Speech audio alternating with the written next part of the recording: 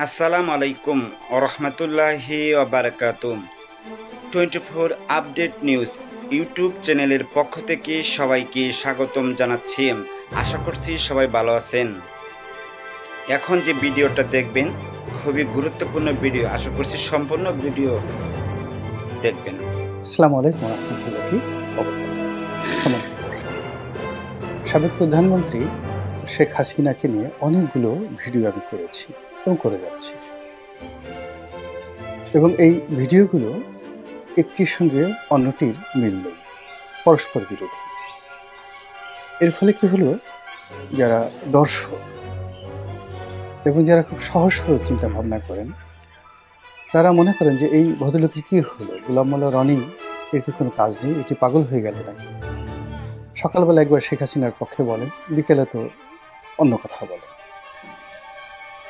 সকালবেলা আওয়ামী লীগের যারা লোকজন রয়েছেন তারা আমার যে কোনো একটা ভিডিও দেখে ভীষণ রকম খুশি হয়ে পড়েন, বিকেলবেলা তারা কনফিউজড হয়ে যান। আর আওয়ামী বিরোধী যারা শক্তি আছেন তারা শুধু বলতে থাকেন যে এই লোকটার মতলব কি, কারণটা কি। তো সেই প্রশ্নগুলোর আমি একত্রে জবাব দেবো এখানে, যে শেখ হাসিনাকে নিয়ে আমি কেন ভিডিও করছি। আমি অনেক ক্ষেত্রে যে ভিডিওগুলো করেছি, যেমন একটা ভিডিওতে খুব ভাইরালভাবে সবাই এটাকে ভাইরাল করার চেষ্টা করেছেন, সেই বক্তব্যের একটি অংশ যে আমি শেখ হাসিনাকে কেন ভুলতে পারি না, একটা উদাহরণ দিয়েছি। এটার অর্থ যে শেখ হাসিনার অনেক নেতিবাচক বিষয় রয়েছে। তা আমার মতো একজন ক্ষতিগ্রস্ত ব্যক্তি, যার কিনা এমপিগিরি চলে গেছে, জেলে যেতে হয়েছে, আমার পৈতৃক বাড়ি বর্তমান যার মূল্য প্রায় 4 থেকে 5 কোটি টাকা, আরো বেশি, মাটির সঙ্গে মিশিয়ে দিয়েছি। আমার ব্যবসা বাণিজ্য, আমার একটা কম্পোজিট টেক্সটাইল ছিল, সেই ব্যবসা বাণিজ্য তছনছ হয়ে গেছে। আমার বিরুদ্ধে মামলা হয়েছে, একাধিক মামলা, এবং রাষ্ট্রীয় যে সংস্থাগুলো আছে সেগুলোকে সে 2014 সালের পর থেকে জাস্ট আমার পেছনে লেলিয়ে দেওয়া হয়েছে। এত কিছুর পরেও তার যে কিছু বিষয়, সেই বিষয়গুলো আমাকে নাড়া দেয় বা আমি ভুলতে পারি। তো তাই যদি হয়, তাহলে তার যারা কোটি কোটি সমর্থক রয়েছেন, যারা আমার মতো ক্ষতিগ্রস্ত হন, তো ক্ষতিগ্রস্ত না হওয়ার কারণে তাদের তো শেখ হাসিনা সম্পর্কে আবেগটা একেবারে টসটস করছে। তো সেই মানুষগুলো আওয়ামী বিরোধী শক্তির জন্য কতটা ভয়ঙ্কর, এক একটা অ্যাটম বোমা, এই জিনিসটা বোঝানোর জন্য আমি এই কথাটা বলেছি যে আমার মতো মানুষের মনে যদি এই অনুভূতি থাকে, একইভাবে একান্তে যখন তারেক রহমান সাহেব বা বেগম জিয়া তিনিও চিন্তা করবেন, বা আওয়ামী লীগের সবচেয়ে ঘোরতর শত্রু জামাত তারাও চিন্তা করবেন, এমন কতগুলো বিষয় শেখ হাসিনার মধ্যে রয়েছে যেগুলো তাদেরকে নিউট্রালাইজ করবে, ডিফিউজ করবে। ফলে আপনি শেখ হাসিনাকে যতদিন জীবিত আছে আপনি তাকে ইগনোর করতে পারবেন না। This is one. Second thing হলো, শেখ হাসিনার নেতিবাচক দিকগুলো আমি বিভিন্ন ভিডিওতে বলেছি। কেন বলেছি, তিনি যেদিন থেকে, অর্থাৎ সেই 1982 সন থেকে যদি ধরি, অ্যাক্টিভলি তিনি বাংলাদেশের রাজনীতি নিয়ন্ত্রণ করছেন। এই সময়টিতে তিনি যখন যেভাবে প্রয়োজন সেভাবেই তিনি কাজ করেছেন। নিষ্ঠুরতা প্রদর্শন, কূটনীতি করা, প্রতিপক্ষকে ঠ্যাঙানো, প্রতিপক্ষকে বিভ্রান্ত করা, প্রতিপক্ষকে শেষ করে দেওয়া, বিশ্ববিদ্যালয়কে উত্তাল করে দেওয়া, এবং বিশ্ববিদ্যালয় ছাত্রলীগের ছেলেদের হাতে সে 80-র দশকে প্রতিপক্ষকে দমন করার জন্য যা যা করা দরকার, অর্থ, গুলি, বন্দুক, বারুদ, যা কিছু করার দরকার তিনি সরবরাহ করেছেন। সেই মানুষটি এখন যদি সুস্থ থাকেন, স্বাভাবিক থাকেন, ক্ষমতাধর থাকেন, আপনি তাকে ইগনোর করে নাকি তেল দিয়ে ঘুমাবেন, আপনার মতো নির্ভুল আর পৃথিবীতে নেই। কাজেই তিনি দিল্লিতে যদি ভালো অবস্থানে থাকেন, সুন্দর অবস্থানে থাকেন, এই বিষয়টি আপনাকে নজরে রাখতে হবে যে তার সারা জীবনের সঞ্চয়, অভিজ্ঞতা, সবকিছু এখন তুমি নাও। মানে আমি বাংলায় বলছি যে বর্তমানে তিনি যে অবস্থাতে আছেন, এরকম অর্থনৈতিকভাবে সচ্ছল তিনি কখনো ছিলেন হাইয়েস্ট অবস্থাতে আছেন। এই মুহূর্তে তিনি দিল্লিতে যেভাবে আছেন, তার কর্মীরা যেভাবে আছে, তার দল যতটা শক্তিশালী আছে, তার যারা সহযোগী যতটা শক্তিশালী আছে, কোনো অবস্থাতেই আপনি তাকে ইগনোর করতে পারেন না। ইগনোর করলেই আপনি মরবেন। সেটা ডক্টর ইউনূস হন, বিএনপির লোক হন, জামাতের লোক হন। কোনো অবস্থায় তাকে ইগনোর করা যাবে না, তুচ্ছ করা যাবে না, তাচ্ছিল্য করা যাবে না। আপনি সতর্ক হবেন। এজন্য আপনি দেখেন আমি প্রথমে তার ভালো দিকগুলো বললাম, তারপরে তার মন্দের দিকগুলো বললাম আপনাকে সতর্ক করার জন্য। Nothing to B worried about me. এখানে আমি কাউকে ফেভার করছি না। ৩ নম্বর, তিনি এখন যেখানে আছেন, কিভাবে আছেন এটা আপনাকে জানতে হবে। এখন আমরা যেহেতু জানি না সত্যিকার অর্থে তিনি কিভাবে আছেন, কেউ বলতে পারেন না বাংলাদেশের, নো ওয়ান। এজন্য আমি এক সময় যে অ্যাঙ্গেল থেকে আমি বিবেচনা করছি, ধরুন তিনি সেখানে ভালো আছেন, তো ভালো থাকলে কি ভালো হতে পারে, কি মন্দ হতে পারে। ধরুন তিনি সেখানে মন্দ আছেন, সেই মন্দ থাকলে অর্থাৎ তিনি সেখানে গ্রেপ্তারকৃত অবস্থায় আছেন, বন্দী অবস্থায় আছেন, যদি এটা হয় তাহলে কি ভালো হতে পারে, মন্দ হতে পারে, সেই বিষয়গুলো নিয়ে আপনাদেরকে সচেতন করার জন্য আমি এই কথাটা বিভিন্ন ডাইমেনশনে বলি। যেমন আপনি দেখুন, একসময় মানুষ এক্স রে করত, শুধু এক্স রে করত। এখন কি করছে?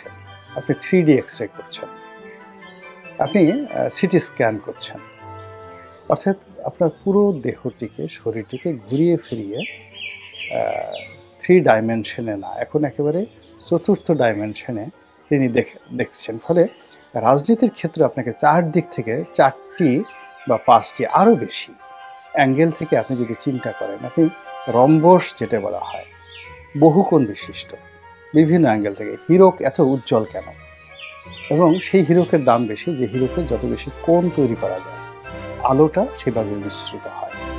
তো আওয়ামী লীগকে যদি আপনার বিশ্লেষণ করতে হয়, আপনি যদি 3 ডাইমেনশনের পরিবর্তে 100টা ডাইমেনশন নিয়ে আওয়ামী লীগকে বিচার করেন, বিশ্লেষণ করেন, আপনি সতর্ক থাকতে পারবেন। আওয়ামী লীগকে সম্মান করার ক্ষেত্রে আপনি যেভাবে নিজে যোগ্যতম হবেন, আর আওয়ামী লীগকে ধ্বংস করার ক্ষেত্রে আপনার যোগ্যতা থাকতে পারবে। এই জন্য আমি আসলে বিভিন্ন অ্যাঙ্গেল থেকে এই কথা বলব।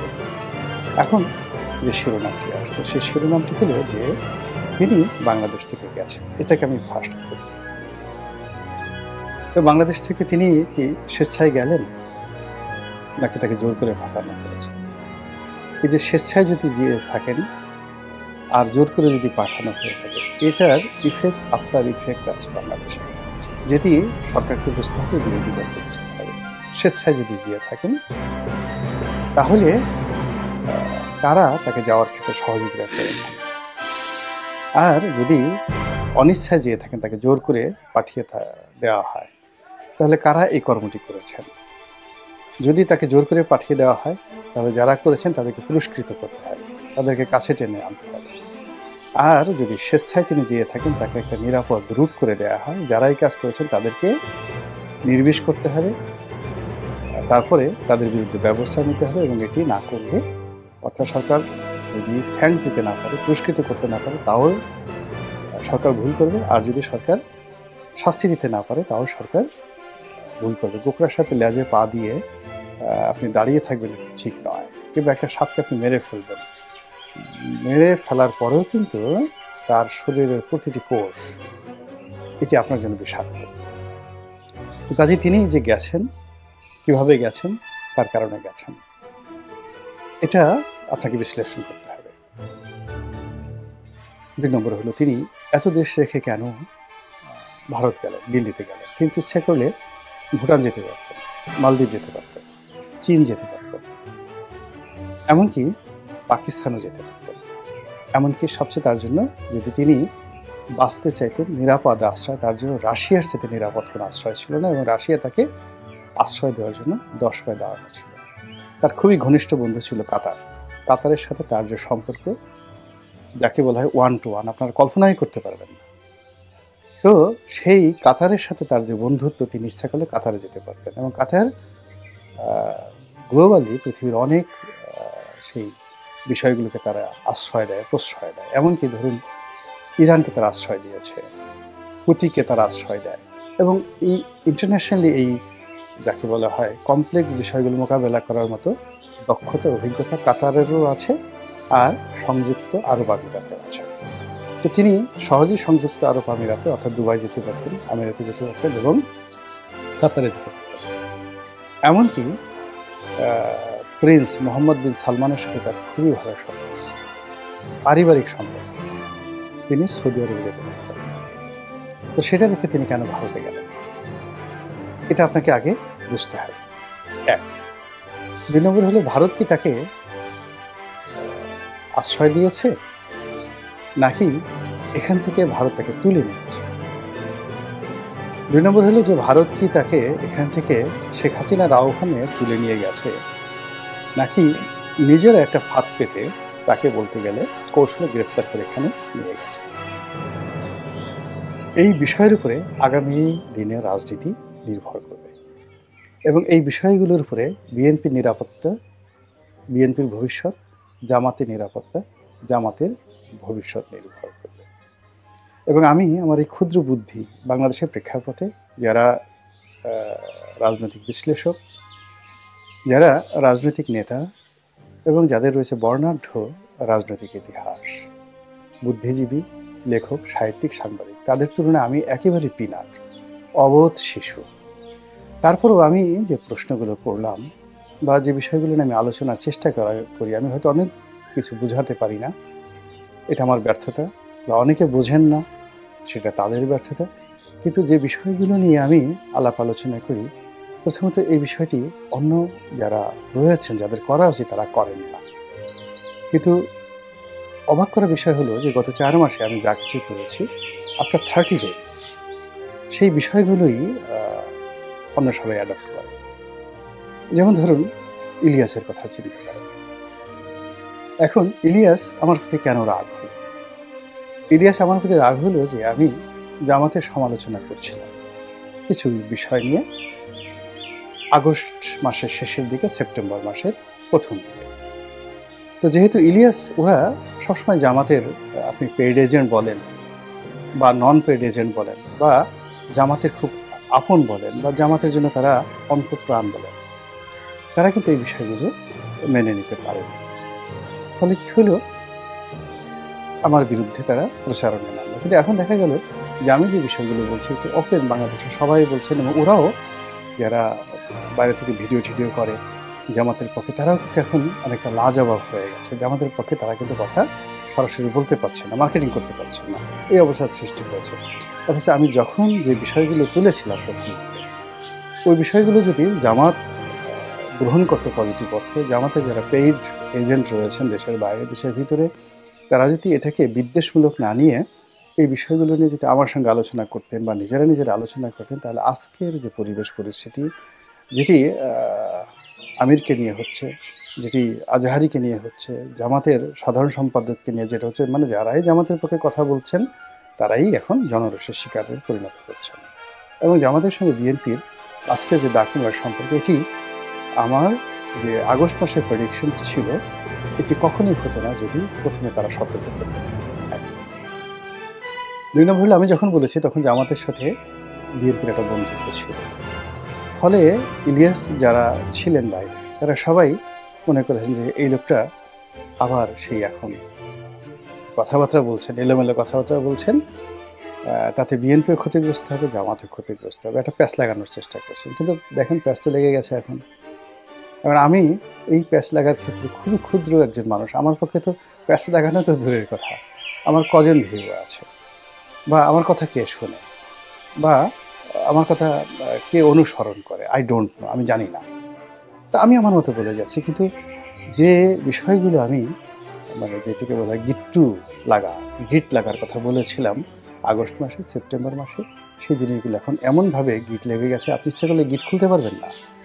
এখন আপনি ইচ্ছা করলে জামাতের সাথে বিএনপির বন্ধুত্ব করতে পারবেন না, বিএনপির সঙ্গে ডক্টর ইউনূসের বন্ধুত্ব করতে পারবেন না, ডক্টর ইউনূসের যারা লোকজন আছেন তারা ইচ্ছে করলে এখন জামাতের সাথে বন্ধুত্ব করতে পারবেন না। এই কথাগুলোই বলেছিলাম। এবং তখন যে কথাগুলো বলেছিলাম যে আওয়ামী লীগকে একেবারে মনে হয় যেন ফিনিশ করে ফেলছে, আগস্ট মাসের 15 তারিখে আওয়ামী লীগ নেই বাংলাদেশে, এরকম একটা যে আত্মতৃপ্তি ছিল সকলের মধ্যে, বা এখনও যারা আওয়ামী লীগকে তুচ্ছ করার চেষ্টা করছেন, তাচ্ছিল্য করার চেষ্টা করছেন, এই বিষয়গুলো যতক্ষণ পর্যন্ত শেখ হাসিনা আছে, যতক্ষণ পর্যন্ত আওয়ামী লীগ আছে, এটাকে আপনি যদি সংবিধান, 72-এর সংবিধানকে আপনি একেবারে শেষ করে দেন, আওয়ামী লীগকে ভ্যানিশ করে দেন, ছাত্রলীগকে ভ্যানিশ করে দেন, কাগজে কলমে হবে। কিন্তু বাস্তবে এটা করার জন্য যে কাজগুলো করা দরকার, এই কাজ করতে অ্যাটলিস্ট 10 বছর সময় লাগবে আপনার, সবকিছু স্বাভাবিক হবে। তো এই কারণেই শেখ হাসিনা যে অবস্থা, তিনি এখন আওয়ামী লীগের প্রতীক হিসেবে কাজ করছেন, ভারতের ট্রাম্প কার্ড হিসেবে আছেন, পক্ষে হোক বিপক্ষে হোক। তারপরে রাজনীতির যাকে বলা হয় ট্রাম্প কার্ড হিসেবে, বাংলাদেশের রাজনীতির ট্রাম্প কার্ড হিসেবে পশ্চিমাদের, ভারতের তিনি বলতে গেলে চাবি কে ফ্যাক্টরি হিসেবে কাজ করছে। তো তো এখন যারা ক্ষমতা রিভলভিং চেয়ারে বসে আছেন, যাতে ঘুরতে থাকে, সেটা সমন্বয়ক বলেন, যা কিছু বলেন, তাদেরকে সেটা অনুধাবন করতে হবে। আমি সাধারণত বিএনপিকে নিয়ে সমালোচনা করেছি বা করি, জামাতকে নিয়ে করি, আমিরকে নিয়ে করি, তারেক রহমান সাহেবকে নিয়ে করি, শেখ হাসিনাকে নিয়ে করি, সবাইকে নিয়ে করি, কিন্তু আমি কিন্তু সমন্বয়কদেরকে নিয়ে কখনোই বাজে কথা বলিনি এবং বলবো না। I must great. কিন্তু যে সমস্যাগুলো এখন হচ্ছে, আগামীতে ডক্টর মোহাম্মদ ইউনূসের চাইতে এই সমন্বয়কদেরকে কিন্তু সবচেয়ে বেশি বিপদে ফেলবে। এখন তারা এই বিষয়গুলো যদি অনুধাবন করেন, বোঝার চেষ্টা করেন, এবং তাহলে তাদের ক্ষয়ক্ষতি কম হবে। কিন্তু এমন একটা গিট্টুর মধ্যে আমরা সবাই পড়ে গেছি, এখন ক্ষতি এড়ানো সম্ভব না, শুধুমাত্র ক্ষতিটাকে কমানো সম্ভব। অথচ যে কথাগুলো আমি বলেছিলাম সেগুলো যদি আগে অনুসরণ করা হতো, সেভাবে কগনিজেন্সে নেওয়া হবে, তাহলে আজকের এই গিফটগুলো লাগতো না। সমন্বয়কদের আজকের এই অবস্থা, সার্জিস বা অন্যান্য যারা আছেন, তাদের এই অবস্থা আজকে হতোই না। তারা এখনো মাথার তাজ হয়ে, মুকুট হয়ে থাকতেন। বোঝার চেষ্টা করুন, হিকমা এটা আল্লাহর দেওয়া নিয়ামতের সর্বোচ্চ স্তর। এত সহজে হিকমা পাওয়া যায়। সম্মান এবং মর্যাদা আল্লাহর দেওয়া নিয়ামতের সর্বোচ্চ স্তর, এটা রাতারাতি হয় না।